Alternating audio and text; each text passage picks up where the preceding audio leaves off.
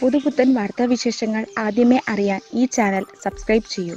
ഒപ്പം നോട്ടിഫിക്കേഷൻ ലഭിക്കുന്നതിന് തൊട്ടടുത്തുള്ള ബെൽ ബട്ടൺ ക്ലിക്ക് ചെയ്യുക. കൂടാതെ വീഡിയോകൾ കൂടുതൽ ആളുകളിലേക്ക് എത്തിച്ചേരാൻ ലൈക്ക് ചെയ്ത് കാണാൻ പ്രത്യേകം ശ്രദ്ധിക്കുക. അനുകരണ കലയുടെ രാജാവ് എന്നറിയപ്പെടുന്ന കലാകാരനാണ് കോട്ടയം നസീർ. മിമിക്സ് ആക്ഷൻ 500 എന്ന സിനിമയിലാണ് കോട്ടയം നസീർ ആദ്യമായി അഭിനയിച്ചത്. മാട്ടുപ്പെട്ടി മച്ചാൻ, കഥ പറയുമ്പോൾ, പട്ടാഭിഷേകം എന്നിങ്ങനെ നിരവധി ചിത്രങ്ങളിൽ അഭിനയിച്ച കലാകാരനാണ് നസീർ. ഇപ്പോൾ തൻ്റെ കലാജീവിതത്തിൽ സംഭവിച്ച ഒരു സംഭവ വികാസത്തെക്കുറിച്ച് തുറന്നു പറയുകയാണ് കോട്ടയം നസീർ.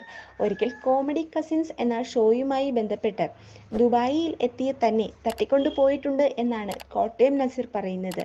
ദുബായ് എയർപോർട്ടിൽ എത്തിയ തന്നെ സ്വീകരിച്ചത് ഒരു സ്ത്രീയായിരുന്നു.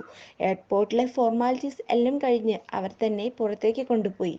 പിന്നീട് ഒരു കാറിൽ കയറ്റി ഇരുത്തിയ ശേഷം തന്നെ തട്ടിക്കൊണ്ടു പോവുകയാണ് എന്ന് തുറന്നു പറഞ്ഞു. താൻ യഥാർത്ഥത്തിൽ ഷോക്കായി പോയി. എന്തിനാണ് തന്നെ തട്ടിക്കൊണ്ടു പോകുന്നത് എന്ന് താൻ അവരോട് ചോദിച്ചു.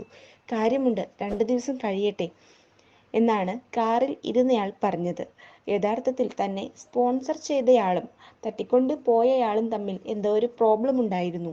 നസീറിനെ പിടിച്ചുവെച്ച് വിലപേശുക എന്നതായിരുന്നു തട്ടിക്കൊണ്ടു പോയവരുടെ ലക്ഷ്യം. 2 ദിവസം തന്നെ ഒരു വീട്ടിലേക്ക് കൊണ്ടുപോയി താമസിപ്പിച്ചു. ശാരീരികമായോ മാനസികമായോ തന്നെ തീരെ ഉപദ്രവിച്ചില്ല. കൃത്യസമയത്ത് തന്നെ തനിക്ക് ഭക്ഷണവും വെള്ളവും എല്ലാം തന്നവർ സഹായിച്ചു.